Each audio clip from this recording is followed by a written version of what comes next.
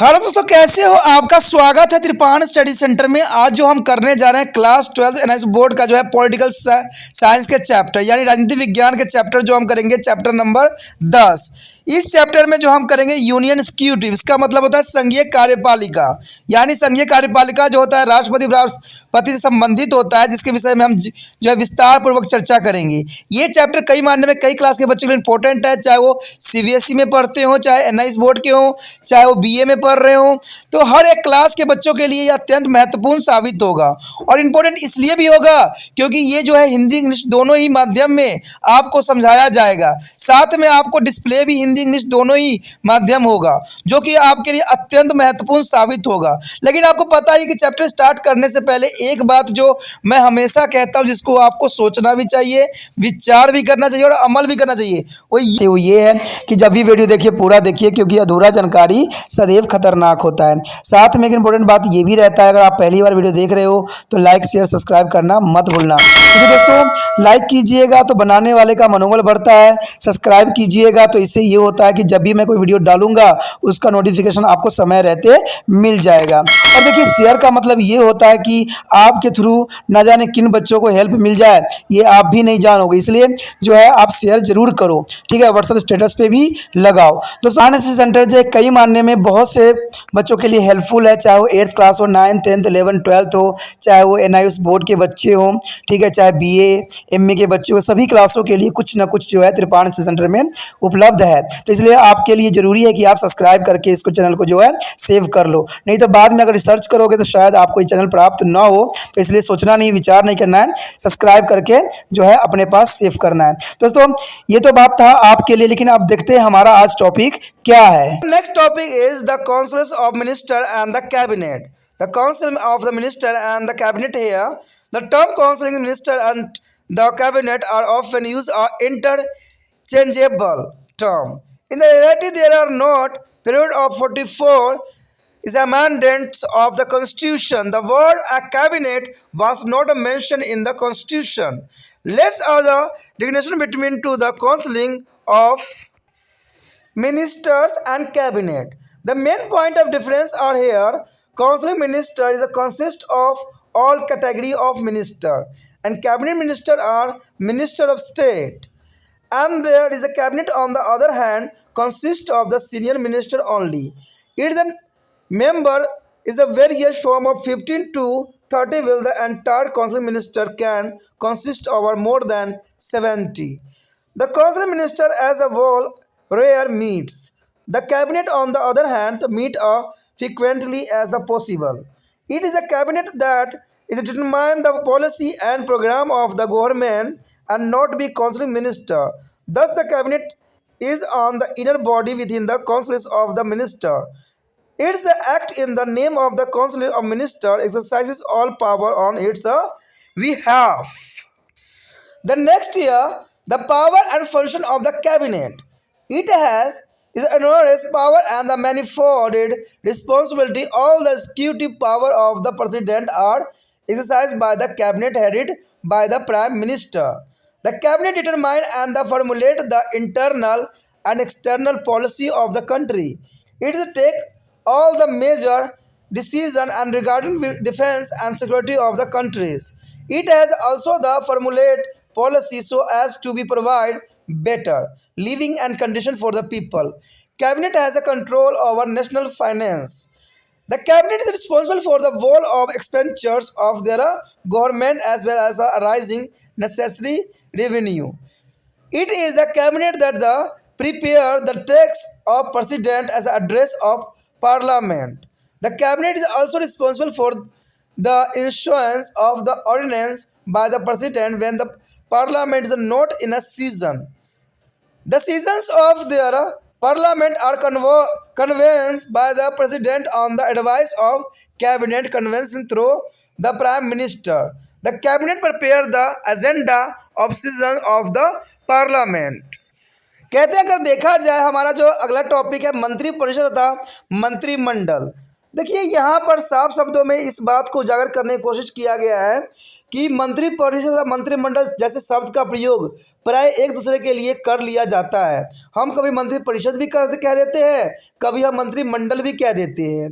वास्तविक में ऐसा नहीं है। संविधान के 44वें संशोधन से पूर्व मंत्रिमंडल शब्द का प्रयोग संविधान में नहीं किया गया था, यानी मंत्रिमंडल का जो है संविधान में कहीं भी इसकी बात नहीं आई थी। आइए हम मंत्रिपरिषद और मंत्रिमंडल में अंतर जानें। इसमें मुख्य अंतर इस प्रकार है, मंत्रिपरिषद में सभी प्रकार के मंत्री होते हैं। देखिए, मंत्रिपरिषद में सभी प्रकार के मंत्री होते हैं, जैसे कैबिनेट मंत्री भी उसमें होता है और राज्य मंत्री भी होता है। जबकि मंत्रिमंडल में केवल वरिष्ठ मंत्री ही होते हैं। मंत्रिमंडल में सिर्फ वरिष्ठ मंत्री होते हैं, यानी जो बुजुर्ग होते हैं वही होते हैं या काफ़ी एक्सपीरियंस वाले होते हैं। इसमें मंत्रियों की संख्या जो होती है 15 से 20 भी हो सकती है, जबकि मंत्रिपरिषद में 70 से अधिक मंत्री हो सकते हैं, यानी मंत्रिपरिषद में जो है संख्या यहाँ पर 70 से भी अधिक हो सकते हैं। संपूर्ण मंत्रिपरिषद की बैठक कभी कभी ही होती है। दूसरी ओर मंत्रिमंडल की बैठक आवश्यकता अनुसार बार बार भी होती रहती है। सरकार की नीति तथा कार्यक्रम का निर्धारण मंत्रिमंडल ही करता है, न कि मंत्रिपरिषद। तो आप समझ गए होंगे कि मंत्रिपरिषद जो होती है बहुत सारे मंत्री होते हैं, उसमें कैबिनेट मंत्री भी सम्मिलित होता है और राज्य मंत्री भी होते हैं, और इसकी संख्या जो होता है मंत्रिपरिषद की वो 70 से अधिक होती है। लेकिन अगर देखा जाए तो मंत्रिमंडल जो कि सिर्फ वरिष्ठ नेता ही इसमें सम्मिलित होते हैं और इसकी संख्या जो होती है 15 से 20 होती है। तो ये आप अच्छे से समझ भी गए होंगे, समझ भी आ गया होगा। सरकार की नीति तथा कार्यक्रम का निर्धारण मंत्रिमंडल की ही करता, न कि मंत्रिपरिषद। इस प्रकार मंत्रिमंडल मंत्रिपरिषद के नाम से ही कार्य करता है तथा उसी की ओर जो है कार्य भी करता है। उसके पश्चात हमारे समक्ष आता है मंत्रिमंडल कार्य एवं शक्तियाँ। कहते हैं मंत्रिमंडल की शक्तियाँ विशाल एवं जिम्मेदारियाँ अनेकों है। राष्ट्रपति की सभी कार्यपालिका संबंधी शक्तियों का प्रयोग मंत्रिमंडल के नेतृत्व में मंत्रिमंडल ही करता है। मंत्रिमंडल देश की आंतरिक एवं विदेशी नीतियों के निर्धारण संबंधी सभी प्रमुख निर्णय भी लेता है। लोगों को बेहतर जीवन की परिस्थितियां उपलब्ध कराने के लिए भी मंत्रिमंडल नीति निर्धारण करता है। यह राष्ट्रीय वित्त पर जो है नियंत्रण भी रखता है और सरकार द्वारा किए जाने वाले सारा खर्च तथा आवश्यक राशि जुटाना इसकी जिम्मेदारी हो जाती है। राष्ट्रपति द्वारा संसद में दिए गए जाने वाले अभिभाषण की विस्तृत जो है विषय वस्तु भी जो है मंत्रिमंडल ही तैयार करता है। जब संसद का अधिवेशन न हो रहा हो तो राष्ट्रपति द्वारा अध्यादेश जारी करने का दायित्व भी इसी पर ही होता है। प्रधानमंत्री के माध्यम से जो है मंत्रिमंडल की सलाह पर राष्ट्रपति संसद का अधिवेशन भी बुलाता है और संसद के कार्यक्रम की रूपरेखा भी मंत्रिमंडल ही तैयार करता है। अगर देखो दोस्तों, यहाँ पर आप कन्फ्यूज़न होते रहोगे कि हाँ मंत्रिमंडल ही बार बार आ रहा है और शब्द नहीं समझ में आ रहा है, तो आपको ये समझना होगा कि मंत्रिमंडल का वहाँ पर सारे कार्य होता है, ठीक है। सारे तरह के रूल रेगुलेशन जो है मंत्रिमंडल के अंतर्गत ही बनाई जाती है। जैसे अमेरिका में सीनेट जो होती है, जो कांग्रेस का ही पार्ट होता है, सारे दायित्व सीनेट के पास ही होता है। लेकिन अगर हम देखें निचले सदन, तो निचला सदन जो होता है सिर्फ नाम मात्र का होता है। लेकिन हमारे यहाँ जो होता है निचला सदन बहुत शक्तिशाली होता है और अमेरिका में निचला सदन जो होता है बिल्कुल कमज़ोर होता है, और भारत में जो ऊपरी सदन होता है वो बहुत कमज़ोर होता है, और अमेरिका में जो ऊपरी सदन जो होती है काफ़ी स्ट्रॉन्ग होती है। The next topics here are responsibility of the minister.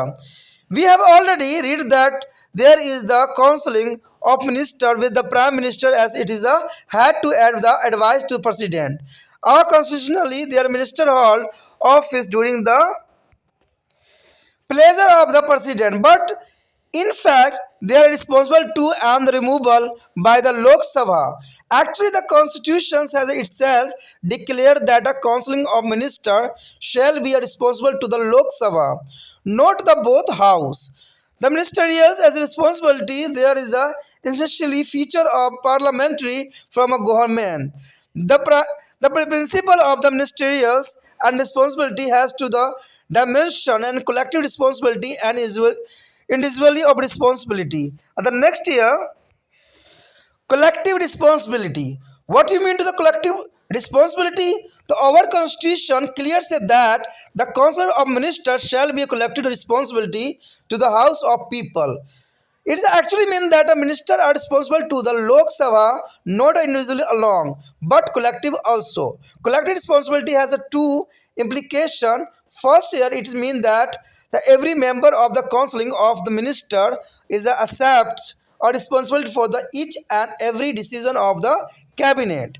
The member of counseling of her minister swim and sink together. When a decision has been taken by cabinet, every minister has to stand by it without any hesitations.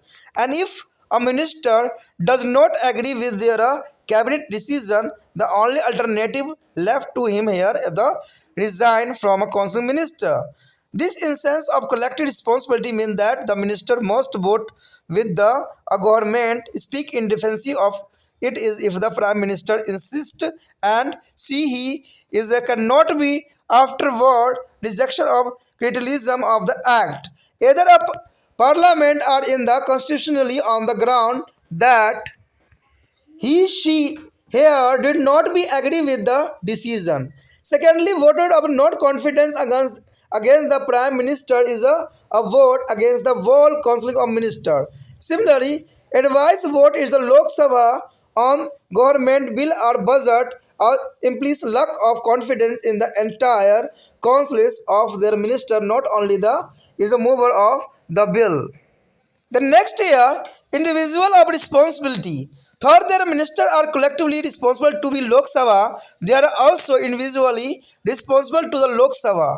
Individually responsibility is a enforce even an action taken by a minister without the concerns of their cabinet or the prime minister is a criticized and not approval by the parliament. Similarly, if a person conduct of a minister is a questionable and is unbecoming, he may be have to be resigned without affecting the fact of the government. If a minister is a become a liability as a embarrassment on the prime minister, he may be asked to quit. And non-confidence motion. What do you mean to the no confidence motion? It is a motion moved by the member of legislatures as expressing the not confidence of house in the counseling of minister. If adopted by their legislature or counseling minister has been resigned. तो दोस्तों हमारे समक्ष यही आया है कि मंत्रियों का उत्तरदायित्व आखिर क्या रिस्पॉन्सिबिलिटी होते हैं इन मंत्रियों को। हम पहले ही पढ़ चुके हैं कि राष्ट्रपति के परामर्श तथा सहयोग देने के लिए मंत्री परिषद होती है जिसका नेतृत्व प्रधानमंत्री करता है और संविधान के अनुसार मंत्री परिषद के प्रसाद काल तक अपने पद पर बने रहते हैं। यानी परंतु वास्तव में लोकसभा के प्रति उत्तरदायी और लोकसभा के उन्हें हटा सकती है। कहते हैं वस्तुतः यह है कि संविधान में कहा गया है कि मंत्री परिषद केवल लोकसभा के प्रति उत्तरदायी होगा, दोनों सदन के प्रति नहीं। मंत्री परिषद उत्तरदायित्व संसाधनात्मक सरकार का एक आवश्यक लक्षण होगा। मंत्री परिषद जो दायित्व को जो है सिद्धांत के दो आयाम होते हैं, एक तो होता है सामूहिक उत्तरदायित्व, एक होता है व्यक्तिगत उत्तरदायित्व। तो देखते हैं पहला जो है सामूहिक उत्तरदायित्व क्या है। पहला जो हमारे समक्ष आता है सामूहिक दायित्व। हमारे संविधान में स्पष्ट कहा गया है कि मंत्री परिषद सामूहिक रूप से लोकसभा के प्रति उत्तरदायी होगा। इसका वास्तविक अर्थ यह है कि मंत्री लोकसभा के प्रति केवल व्यक्तिगत रूप से ही उत्तरदायी नहीं अथवा सामूहिक रूप से भी होते हैं। कहते सामूहिक उत्तरदायित्व के दो निहित अर्थ होता है। पहला यही कि मंत्री परिषद का प्रत्येक सदस्य मंत्रिमंडल के प्रत्येक निर्णय की जिम्मेदारी स्वीकार भी करता है। मंत्री परिषद की सभी सदस्य इकट्ठे तैरते हैं तथा इकट्ठे ही डूबते भी हैं, यानी इकट्ठे उनको चलना भी है, इकट्ठे उनको आगे बढ़ना भी है। जब मंत्रिमंडल द्वारा कोई निर्णय लिया जाता है तो प्रत्येक मंत्री को बिना किसी झिझक से उसका समर्थन करना होगा। यदि कोई मंत्रिमंडल के निर्णय से सहमत नहीं है तो उसके लिए केवल एक विकल्प बचता है कि वह मंत्री परिषद से त्यागपत्र दे दे। सामूहिक उत्तरदायित्व का स्तर यह है कि मंत्री सरकार के साथ मतदान भी करे। यदि प्रधानमंत्री आग्रहपूर्वक कहे तो उसका समर्थन करे और बाद में संसद में अपने निर्वाचन क्षेत्र में अपने इस निर्णय की आलोचना को इस आधार पर रद्द न करे कि वह इस निर्णय से सहमत नहीं था। दूसरी यह कि प्रधानमंत्री के विरुद्ध अविश्वास का प्रस्ताव पारित होना समूचे जो है मंत्रिपरिषद के लिए विरुद्ध अविश्वास है। इसी प्रकार लोकसभा में भी यदि किसी भी सरकारी विधायक का बजट के विरुद्ध बहुमत नहीं होता है तो सारे परिषद को विरुद्ध अविश्वास है, न कि केवल विधायक प्रस्ताव करने वाले के विरुद्ध। यानी कहा जाए तो कहते हैं कि अगर कोई व्यक्ति किसी संस्था से जुड़ा हुआ है, अगर कोई व्यक्ति एक व्यक्ति का आलोचना किया जाता है तो इसका प्रभाव सभी व्यक्तियों पर ही पड़ता है। मान लीजिए कोई अगर व्यक्ति गलत करता है तो इसका प्रभाव सिर्फ उस व्यक्ति पे नहीं पड़ता है, उसके पूरे परिवार पर पड़ता है। तो यही बात यहाँ समझाने की कोशिश किया गया है। मान लीजिए एक पुलिस वाला गलत कर रहा है, गलत काम कर रहा है, तो इससे पूरा डिपार्टमेंट ही बदनाम होती है। ये डायलॉग आपने फिल्मों में भी सुना होगा। उसके पश्चात दूसरा पॉइंट यही बताता है व्यक्तिगत उत्तरदायित्व। देखिए, व्यक्तिगत उत्तरदायित्व का मतलब होता है अपना स्वयं। कहते हैं, मैं आपको हमेशा एक बात बताता हूँ कि कोई मंत्री होता है या कोई देश का प्रतिनिधि होता है, वो निजी कभी नहीं होता है, वो सार्वजनिक होता है और उसका फैसला भी सार्वजनिक होना चाहिए, ना कि निजी होना चाहिए। तो ये बात तो आपके लिए जरूरी था। अब देखते हैं व्यक्तिगत उत्तरदायित्व क्या होती है। यद्यपि मंत्री लोकसभा के प्रति सामूहिक रूप से उत्तरदायी होता है, यद्यपि वे लोकसभा के प्रति व्यक्तिगत रूप से भी उत्तरदायी होता है और प्रधानमंत्री अथवा मंत्रिमंडल की सहमति के बिना यदि किसी मंत्री द्वारा किए गए किसी कार्य का आलोचना होता है तो उसे संसद द्वारा स्वीकार नहीं किया जाता है, तो व्यक्तिगत उत्तरदायित्व लागू होता है। इसी प्रकार यदि किसी मंत्री का व्यक्तिगत व्यवहार अभद्र अथवा अप्रश्नात्मक हो तो सरकार पर कोई प्रभाव पड़े बिना उसे त्यागपत्र देना होगा। यदि कोई मंत्री सरकार का बोझ बन जाता है अथवा मंत्री जो है प्रधानमंत्री के लिए सिरदर्द बन जाता है तो उसे पद छोड़ने के लिए ही कहा जा सकता है। तो ये व्यक्तिगत उत्तरदायित्व होता है कि वो संसद को जो है सही मानने दे और सही रूल रेगुलेशन के साथ अपना कार्य संपन्न भी करे।